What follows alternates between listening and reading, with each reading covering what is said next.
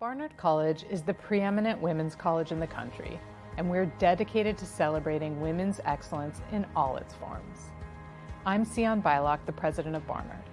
On behalf of the entire Barnard community, I'm so proud to welcome you to the 11th Annual Athena Film Festival, a true celebration of women and leadership. The spirit of the festival reflects Barnard's legacy of supporting women and giving them the academic and community resources they need to become leaders in all fields and industries.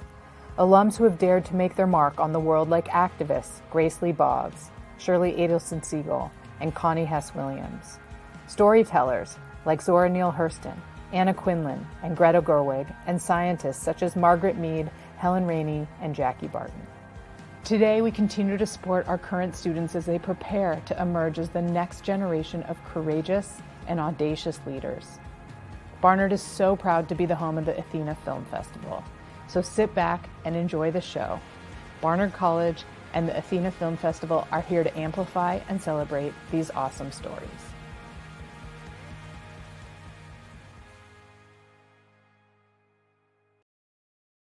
Hello, honeys!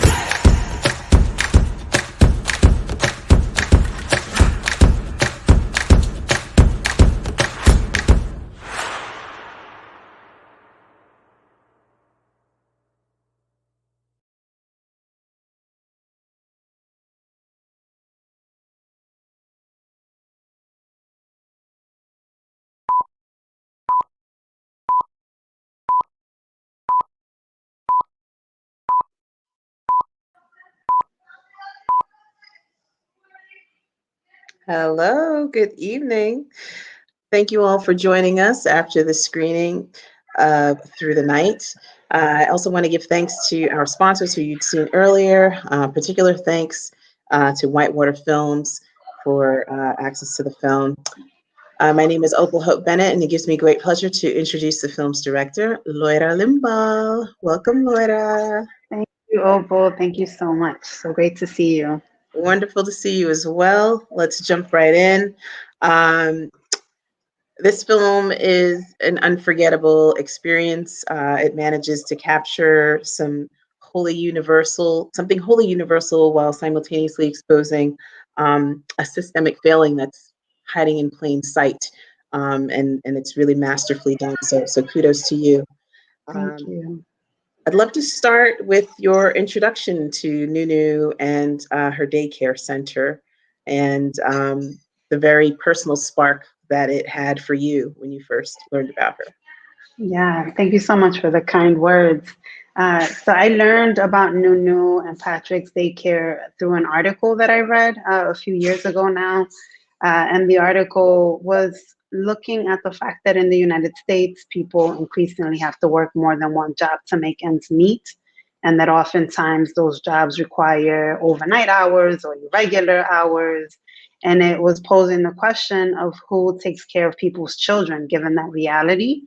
And then sort of went along to profile the daycare and a few of the families who rely on Nunu and Patrick for care and support. And for me, it was this moment of reading about people that I didn't know, but feeling like they were telling my life story. Because of growing up, you probably could hear my kids in the background. Quarantine life, it's all good. Quarantine life, yes.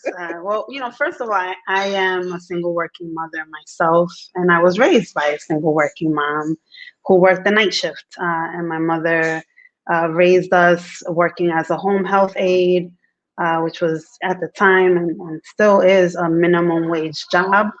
Raised 4 kids in New York City on minimum wage. And reading these stories, it sort of just brought me back to this very personal place of memory, and in this way that was so visceral that it just kind of captured my imagination. And this is your feature film directorial debut. So it not only captured your imagination, but it moved you into stepping behind the camera for the first time. You, of course, work in film with filmmakers yourself. Um, Talk about what it was like to take on a story that meant so much to you, and have it be your first time directing. Yeah, so it's interesting because I directed a documentary. I co-directed a documentary about, let's see, we finished in 2008, 2009. And I co-directed it was a film that aired on PBS, so it was about a PBS hour, so not quite a feature, but longer than a short. Right.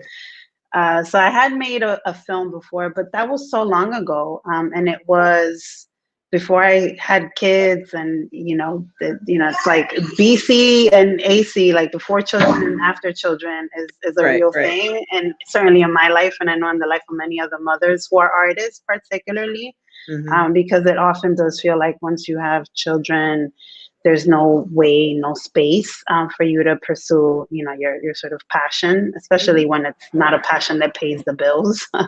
I hear that. So yeah, so in many ways, there was a lot of sort of fear and insecurity and doubt that I had to work through in making this film. And I think in some ways, this journey was about um, me constantly sort of asking myself, like, are you really a filmmaker? Are you for real a filmmaker? Are you not really? Maybe not so much, and facing that kind of really deep existential question, because there was this desire in me to tell the story and make this film, but I had so many doubts about my ability and also my right to make it.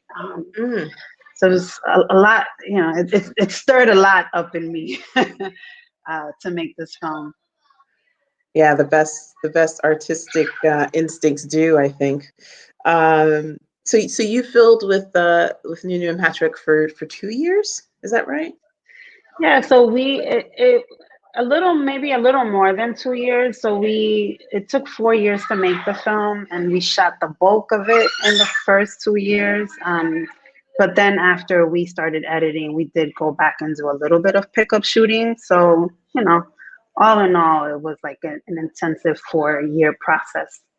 Got it. So I was curious over that span of time if there were things that you came in expecting to see. So, you of course had to introduce yourself and get Nunu and Patrick to agree to allow you to tell their story, to give you access. Um, and I'm curious about like your initial impressions and expectations, to the extent you had any, and how that compared, after you were done spending all that time with them and the children and their mothers. Were there things that surprised you? Were there things that fulfilled your expectations? Yeah, I love this question. I think one of the things that surprised me the most was, I think that I had an expectation going in to get like the shot of a child clinging to their mother's neck at the door, at drop off because they didn't want to leave their mother. And we never got that shot because that moment never came to pass, which was really surprising and very telling of the space, and the relationships in the space. Like it, in many ways, is like everybody's happy place. Certainly the children, but even the mothers. Like, we had several occasions where we shot with the mothers at home by themselves or even at work, and then we followed them to pick up or to drop off at daycare. And even the mothers came alive when they stepped through Nunu's doors, and that wasn't something that I expected. Yeah. I expected that to at some point have someone feel some sense of something not completely positive about having to go into the daycare. Not because anything is wrong with the daycare, but because it's like Right. very natural for children to have like attachment, anxiety, And or, separation, sure. yes, there you go, separation anxiety rather, not attachment. And that never really, came to pass, which is a testament to the sort of very well choreographed ballet situation that they have going on within this daycare. And one of the other things that was very surprising was to see from the youngest, members of the community to the oldest, how care was multi-directional.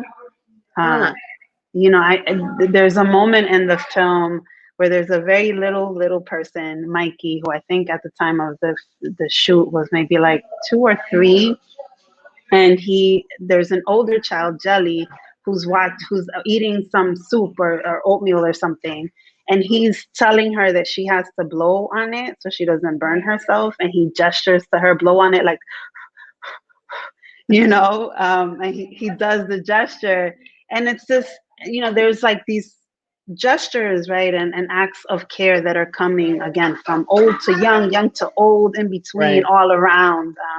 Just very profound to be able to bear witness to. That's so beautiful. I love that.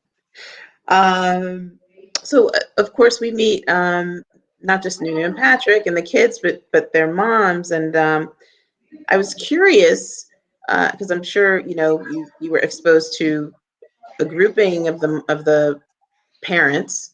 How did you go about selecting the parents that were featured in the film? Yeah. So, before we started filming, I ended up spending quite a bit of time with Nunu, and Nunu introduced me to several mothers, really based on some of the things that I was saying to her were important themes that I wanted to explore, but also based on the things that she was telling me that she felt were important to capture. And so there was, a kind of very collaborative process, that led to ultimately the casting. And based on that kind of exchange, Nunu then identified people that I should spend time with, that I should meet. And it just so happened that Shanona and Marisol, who we follow in the film, were the first two mothers who I spent significant time with. And, in our initial interactions, it was clear to me that we built we built a rapport pretty quickly, Yeah, and it was also clear to me that they were clear on why they would want to be part of something like a documentary, right, which, right, which was another thing that was really important for me, was to work with folks that really wanted to go on this journey right. together because they saw something of meaning that they identified for themselves. Um, got two more questions for you. There's some audience questions coming in, which is Great. fantastic. Um, so Nunu's sudden illness that were brought through was of course a shock and I imagine a difficult illustration of what happens when caregivers are running on empty. Um, and I'm curious if she and Patrick have shared with you. We saw some of it on screen, but if they've shared with you about how they've grappled with guarding against that imbalance recurring. Hmm. Hmm.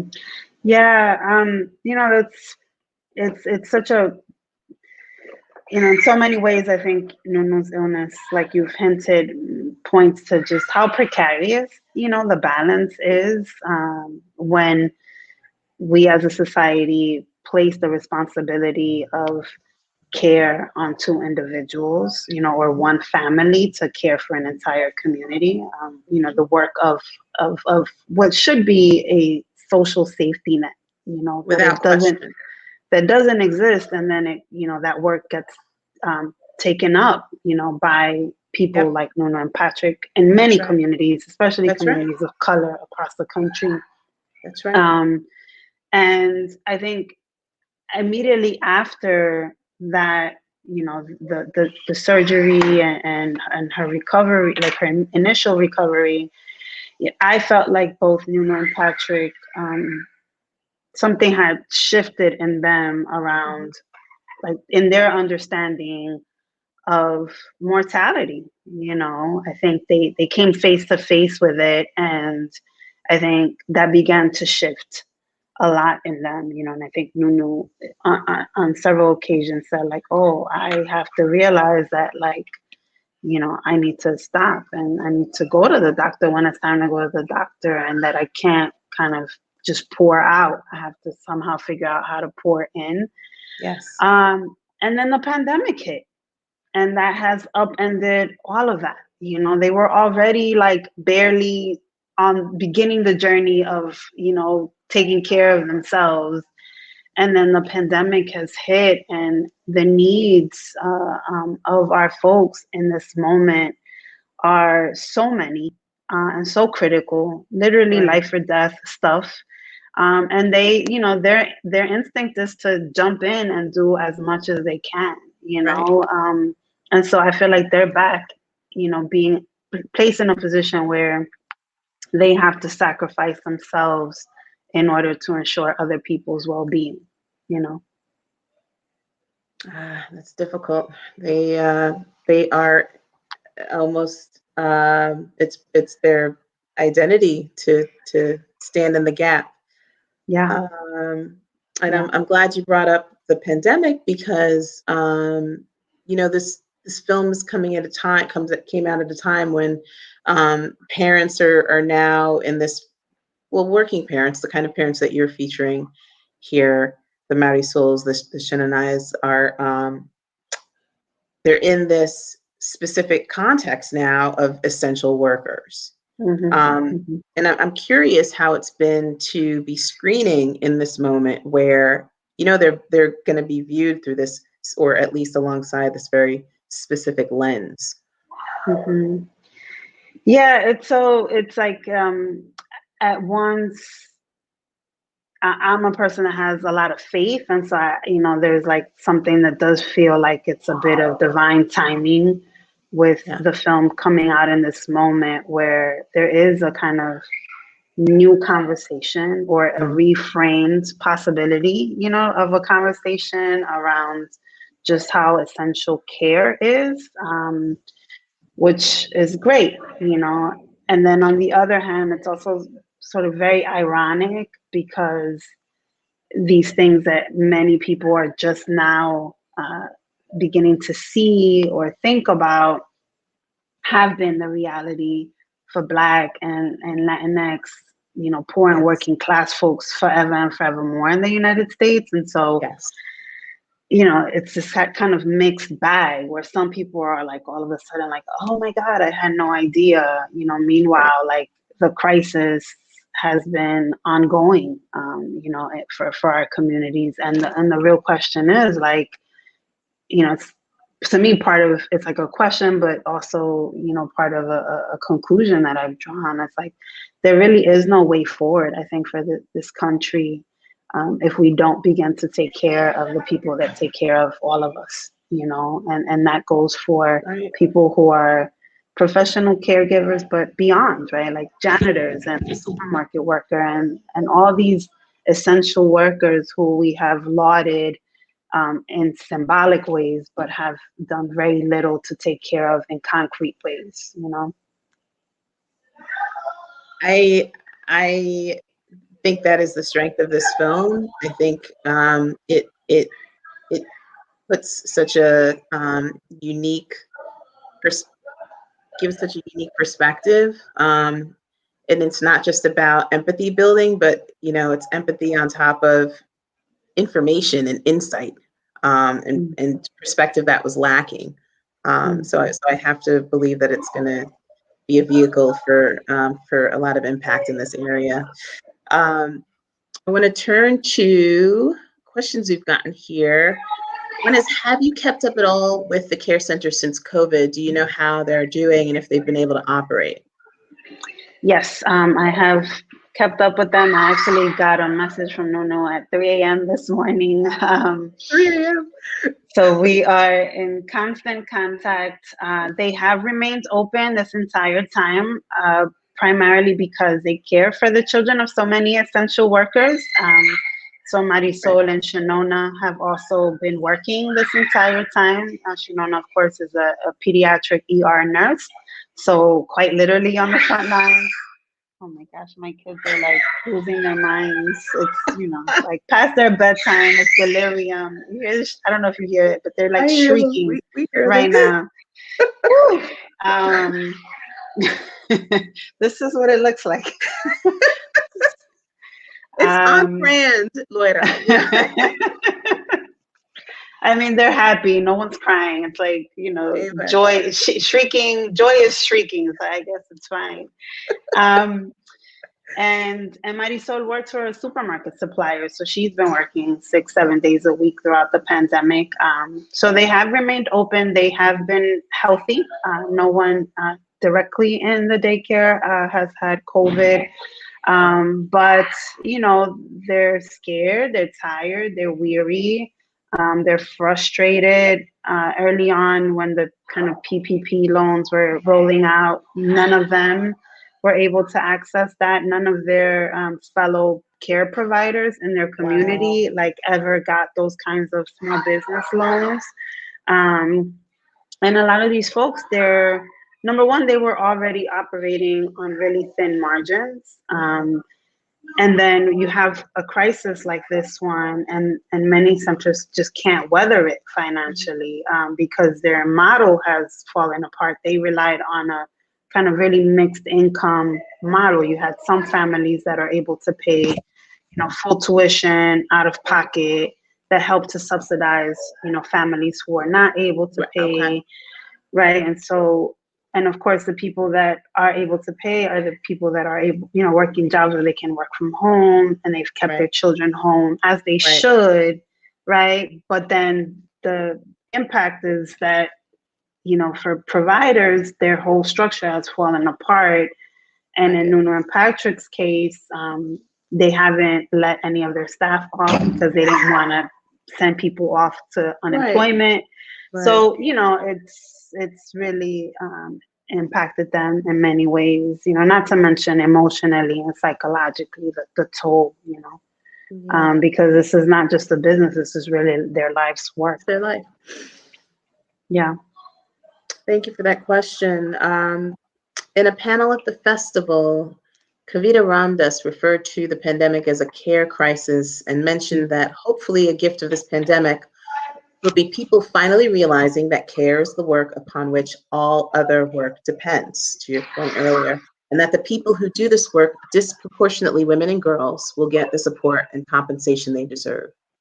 What do you think about this idea of the pandemic as a care crisis? And do you think it has changed the way people think about care work? Oh, yes, I absolutely think of this as a care crisis. I remember early on in the pandemic, there was a tweet that went viral that said something about every system in the United States is about to collapse because every system is set up against care. And the assumption has always been that care would be done by this kind of army of unpaid or underpaid women, that do this work, which really in many ways is the foundation of everything. It is the work that makes all other work possible. But we have undervalued it and disrespected it so much, and disrespected the people who do it, because the people who do it are Black women, they are Latina women, they're immigrant women, right? They're poor folks. So, there's this sort of cycle. It is gendered and racialized work. And then here we are, a year in, and we have unprecedented numbers of women leaving the workforce, right? So many systems literally collapsing, as was predicted in that viral tweet. And that's part of the reason that I do think that there is no way forward for this society that is the United States if we don't address and grapple with some of this stuff. Like I do think the U.S. thinks of itself as this, huge empire, and the empire is gonna fall because the foundation is, really jacked up, for lack of a more articulate, way to say it.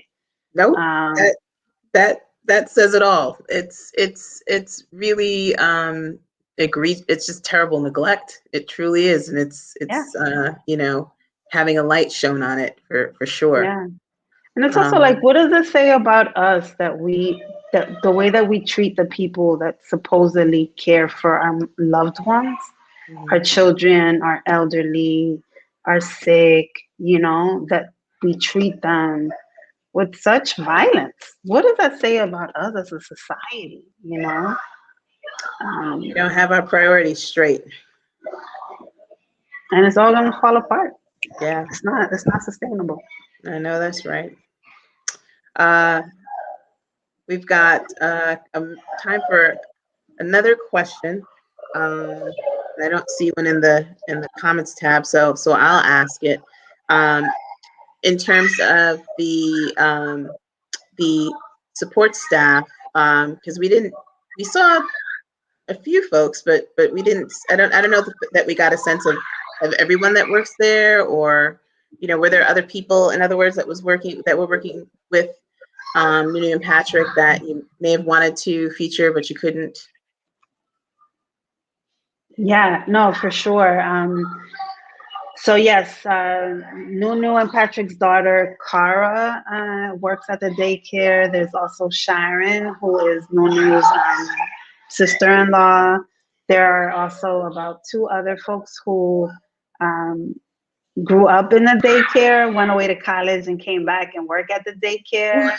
Wow, And so there legacy. are, yeah, there are a handful of rotating staff, and it really was a matter of like not being able to follow so many different storylines and having Right. to make, some tough decisions, because it felt really important to us to have, a couple of stories of the mothers, of the families who rely on the care, because the film, obviously is really centered in the daycare space, but we felt like the mothers would help to provide the context for why such a place even, exists.